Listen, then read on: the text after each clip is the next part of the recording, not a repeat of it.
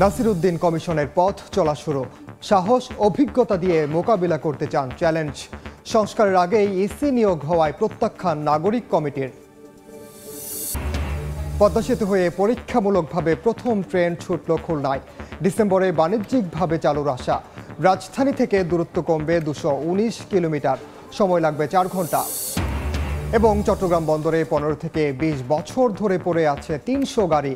মামলা থাকায় নিলাম বা ধ্বংস করতে পারছে না কাস্টম হাউস, সরিয়ে নেওয়ার সিদ্ধান্ত।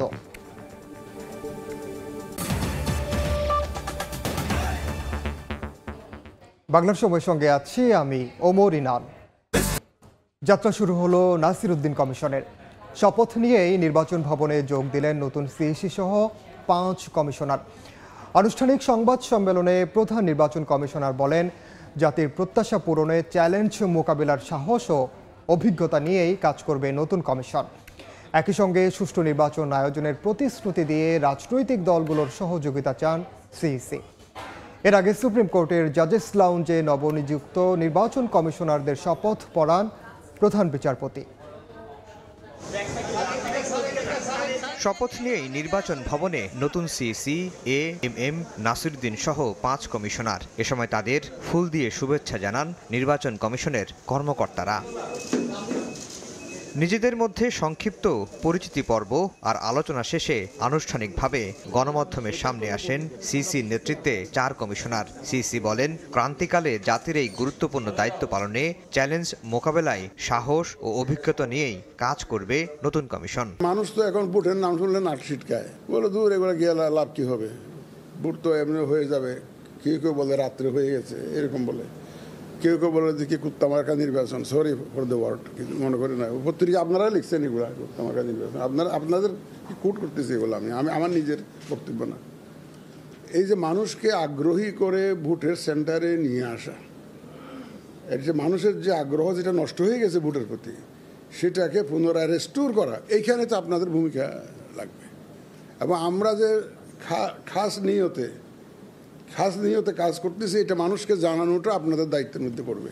এর আগে রোববার দুপুরে সুপ্রিম কোর্টের জাজেস লাউঞ্জে শপথ নেন সিইসি সহ 5 কমিশনার। নবনিযুক্ত কমিশনারদের শপথ বাক্য পাঠ করান প্রধান বিচারপতি সৈয়দ রেফাত আহমেদ। এ সময় কমিশনকে সব ধরনের সহযোগিতার আশ্বাস দেন প্রধান বিচারপতি। শপথ অনুষ্ঠানে উপস্থিত ছিলেন সার্চ কমিটির সদস্যরাও।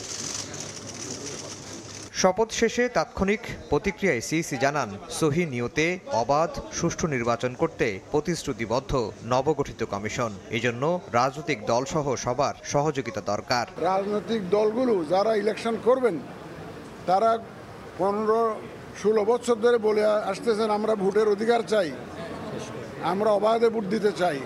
সুতরাং তাদেরকে আমরা সাথে পাবো এবং তাদের ডিমান্ডটাকে আমরা বাস্তবায়নে সহযোগিতা করব। সংবিধান সহ দ্রুত প্রয়োজনীয় সংস্কার চান সিইসি। আওয়ামী লীগ ভোটে অংশ নেওয়া প্রসঙ্গে সিইসি বলেন, দ্রুত দলটি নিয়ে ওঠা বিতর্কের অবসান হওয়া উচিত।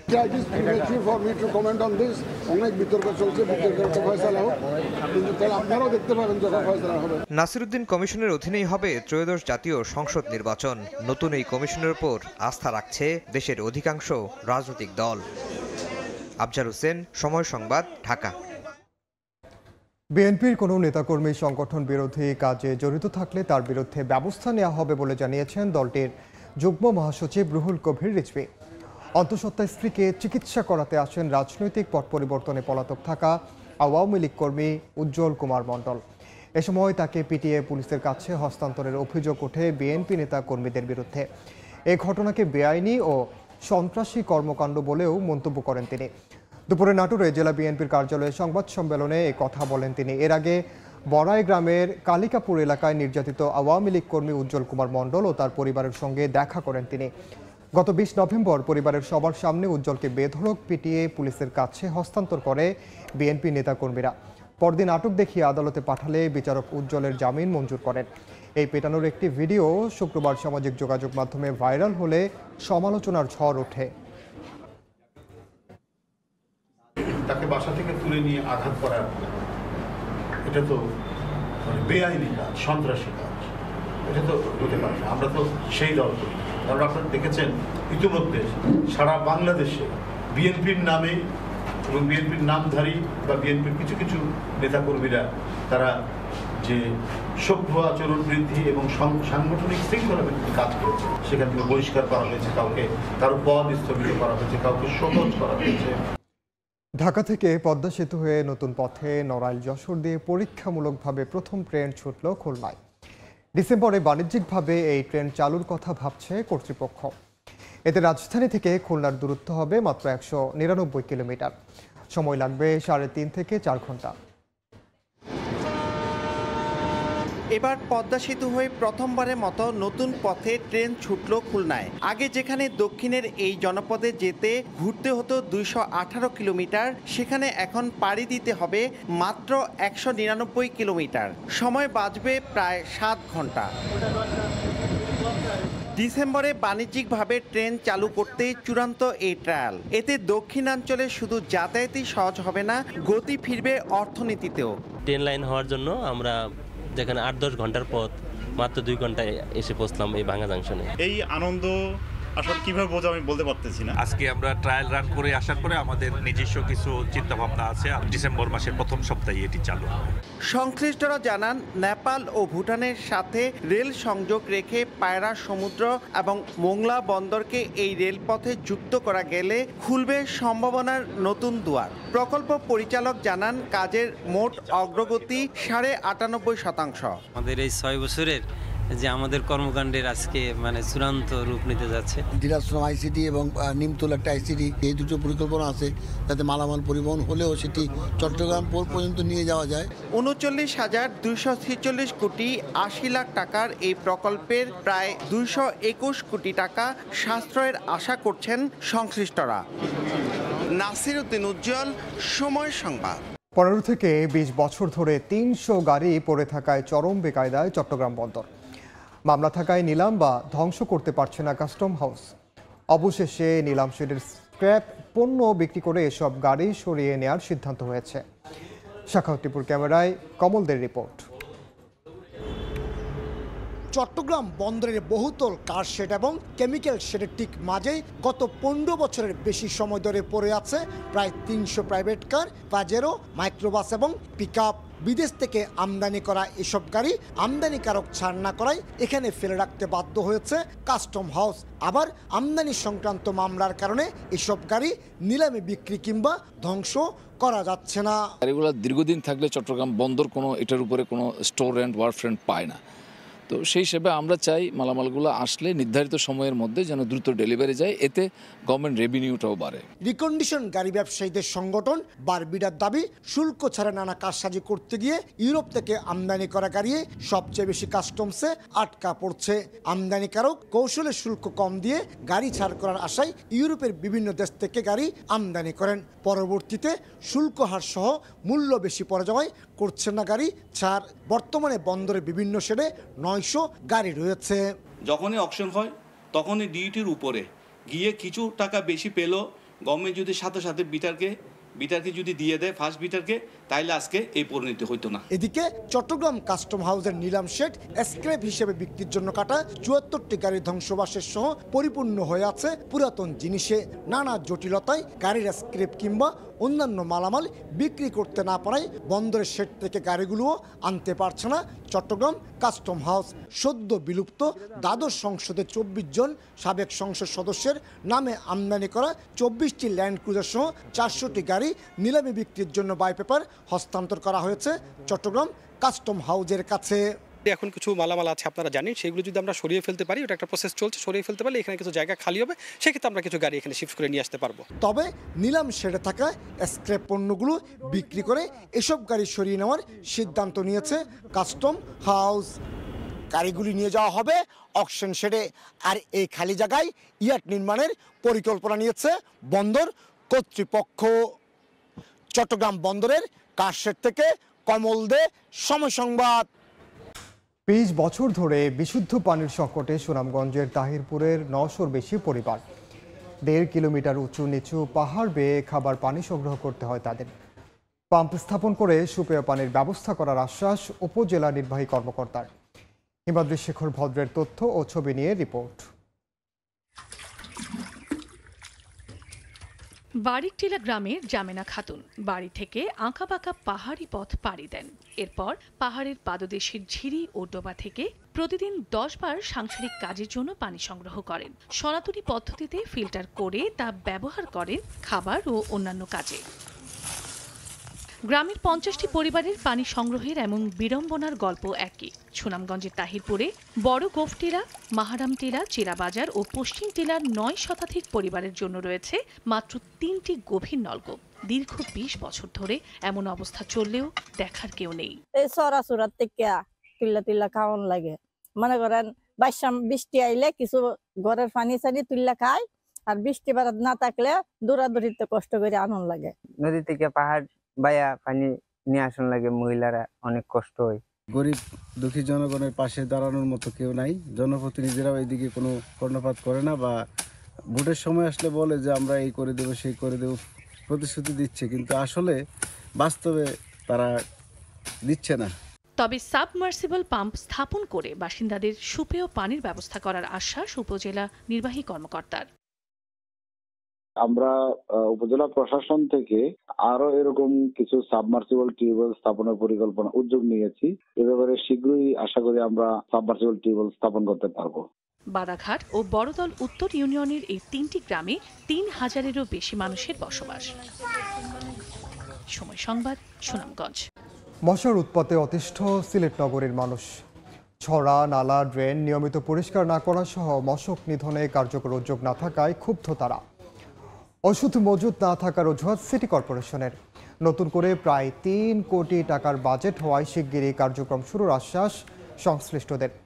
নওশাদ আহমেদের ছবিতে অপু বণিকের রিপোর্ট।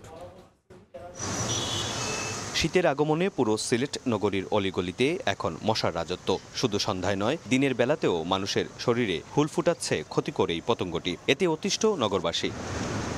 বাসিন্দাদের অভিযোগ, ছড়া, নালা, ড্রেন নিয়মিত পরিষ্কার না করা, সঠিক বর্জ্য ব্যবস্থাপনার অভাব ও ওষুধ না ছিটানো সহ মশক নিধনে তেমন কোনো কার্যক্রম নেই সিটি কর্পোরেশনের। প্রতি 15 দিন পর পর ফগার মেশিনে ওষুধ স্প্রে করার কথা থাকলেও নেই কোনো কার্যক্রম। সামনে আমার এসএসসি পরীক্ষা, মশার জন্য পড়তে পারতেছি না। দিনের বেলা পড়তে গেলে মশার কয়েল লাগে, রাত্রে তো কয়েল লাগে। সন্ধ্যার আগে অনেক মশা বেড়ে যায়।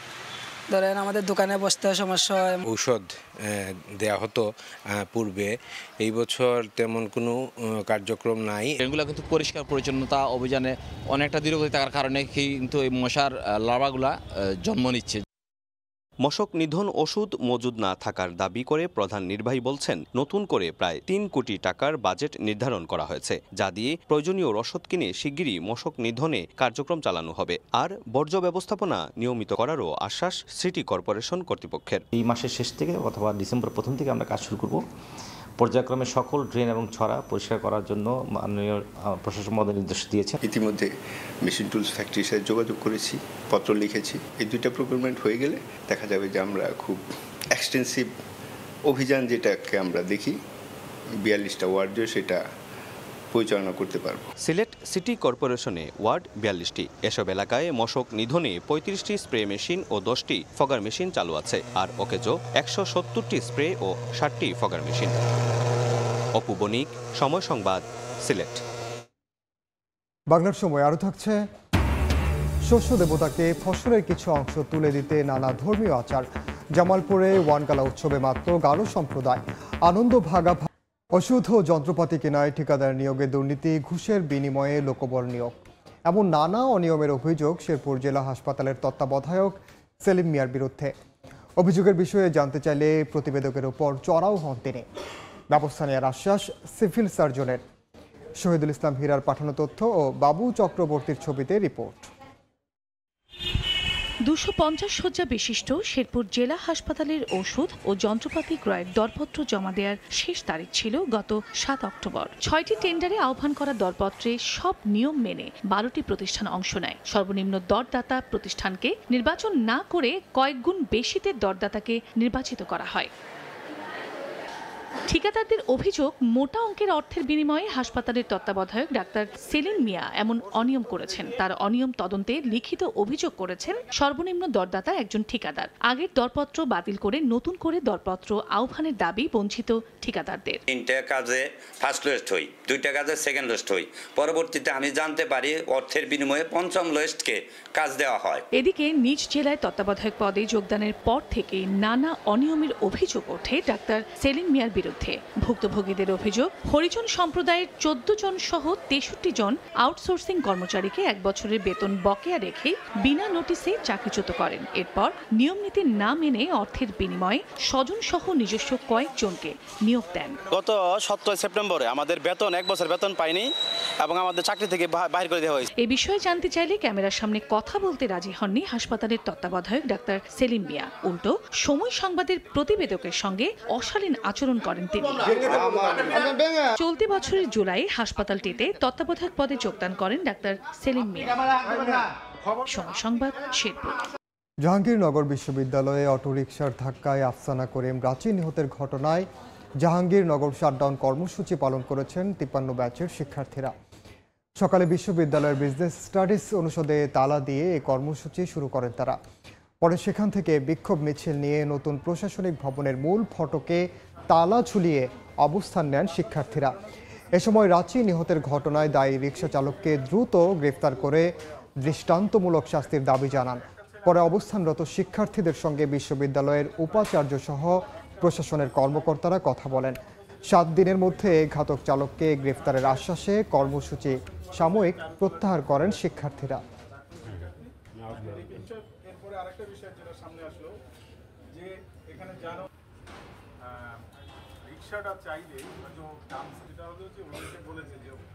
আমাদের মূল যেই দাবি ছিল যে হত্যাকারী যে তার যাতে পর্যাপ্ত শাস্তি হয়, কিন্তু তারা এখনো হত্যাকারীকে আইডেন্টিফাই করতে পারেনি। তারা বলছে যে আমরা করছি, মামলা করেছি, কিন্তু কোনো কিছু হয়নি, সবকিছু হচ্ছে, হবে, এই আশ্বাসই তারা দিয়ে যাচ্ছে। রাঁচির খুনিকে ধরে পর্যাপ্ত পরিমাণে এবং সর্বোচ্চ শাস্তি দেওয়া, সেটাও কিন্তু আমরা দেখতে পাচ্ছি। খুনিটা কে সেটাও আইডেন্টিফাই করতে পারে না। আমি শুধু কেয়ার করি রাঁচির মৃত্যুটার যেন বিচার হয়। তোমরা যেটা চাও, বিশ্বাস করো কিনা জানি না, আমিও সেটা চাই। But let me address the issue. আমি তো আর পুলিশ না, কোথায় ঘুরবো? আমি শুধু পুলিশদের বলেছি যে you have to do it, এবং কোনো পুলিশ যদি আমাদের সহযোগিতা না করে, I will go to the top person. শরীয়তপুরে পৌরসভা এলাকায় খাল খনন ও অবৈধ স্থাপনা উচ্ছেদে কার্যক্রম শুরু হয়েছে। সকালে রাজগঞ্জ ব্রিজ এলাকায় প্রথম পর্যায়ে কীর্তিনাশা নদীর পাড় থেকে পালং খালের 2 কিলোমিটার অংশ খনন ও অবৈধ স্থাপনা উচ্ছেদ করার কাজ শুরু হয়। দীর্ঘদিন ধরে হোটেল ও বাজারের বর্জ্য ফেলে খালগুলো ভরাট করার ফলে পানি প্রবাহ সহ বর্ষার পানি নিষ্কাশন ব্যাহত হচ্ছে। এরই ধারাবাহিকতায় জেলা প্রশাসনের সার্বিক সহযোগিতায় উচ্ছেদ অভিযান শুরু করল পৌর কর্তৃপক্ষ।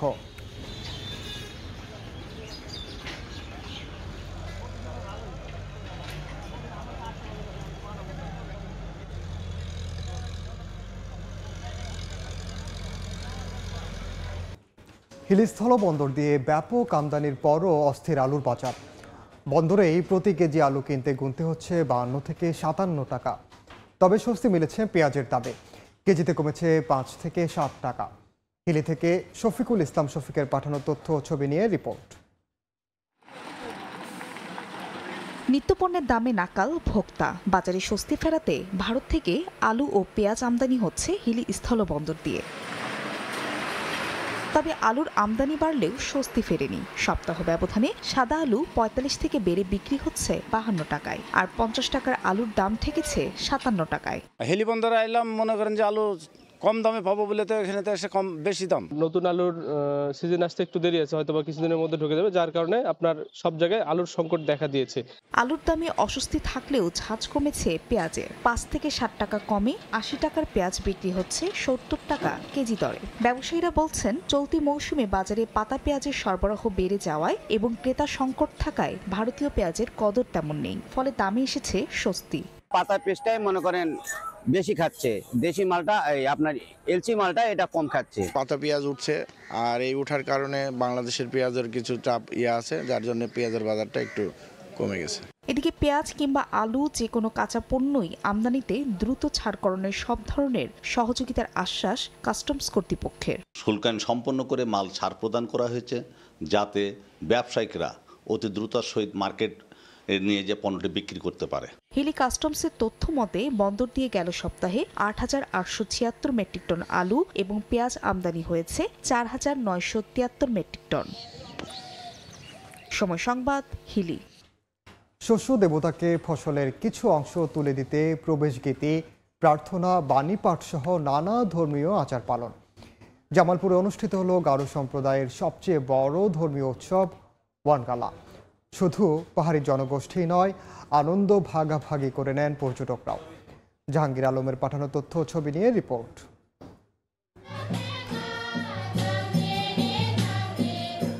উৎসবের রঙে বর্ণিল পাহাড়ি জনপদ। করজোড়ে প্রার্থনায় মগ্ন গারো সম্প্রদায়ের মানুষ।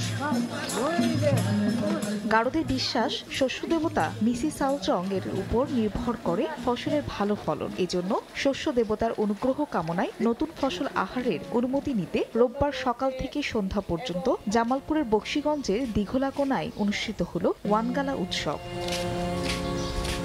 শুরুতেই থক্কা অনুষ্ঠান, এরপর শস্য দেবতার উদ্দেশ্যে ফসল উৎসর্গ, প্রবেশ গীতি, প্রার্থনা, বাণীপাঠ, উপদেশ ও অর্পণ গীতি সহ চলে নানা ধর্মীয় আচার। পরে পরিবেশন করা হয় গারো সম্প্রদায়ের ঐতিহ্যবাহী নৃত্য। উৎসবে শুধু গারোরাই নয়, আনন্দ উপভোগে যোগ দেন পর্যটকরাও। নতুন ফসল, নতুন কিছু যা পাই সেগুলো নিয়ে আমরা উৎসর্গ করি, সেটাকে বলে আমরা কৃষক আজাদ করব এবং ওয়ানগালা। ছোট বড় থেকে সবাই আনন্দ উপভোগ করছে। ছোটবেলা থেকে আমরা এটা বইয়ে পড়ে আসতেছি ওয়ানগালা, কখনো দেখার সুযোগ হয় নাই, এই প্রথমবার আমরা এই ওয়ানগালা দেখতে আসছি। বক্সিগঞ্জের সাধু আন্দারে ধর্মপল্লীতে ৫ শতাধিক গারো সম্প্রদায়ের মানুষের বসবাস। সময় সংবাদ, জামালপুর। বাংলার সময়ের শীর্ষ সংবাদগুলো জানিয়ে দিচ্ছি আরেকবার। নাসিরউদ্দিন কমিশনের পথ চলা শুরু। সাহস, অভিজ্ঞতা দিয়ে মোকাবিলা করতে চান চ্যালেঞ্জ। সংস্কারের আগেই ইসি নিয়োগ হওয়ায় প্রত্যাখ্যান নাগরিক কমিটির। এ ছিল বাংলার সময়ের সঙ্গে থাকুন সময়ে।